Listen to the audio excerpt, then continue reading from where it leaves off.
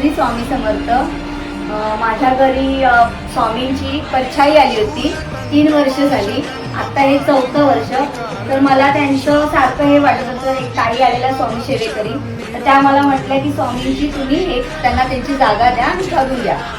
मग माझ्याकडे अलिबागवरून प्रथमेश म्हात्रे भाऊ आले, त्यांच्याकडून मी हे करून घेतलं आणि मला खूप सुंदर वाटलं, छानच वाटलं की जसं काय स्वामी आमच्याकडे आले, त्यांच्याच रूपात येऊन त्यांनी केलं. अनंत कोटी ब्रह्मांड नायक.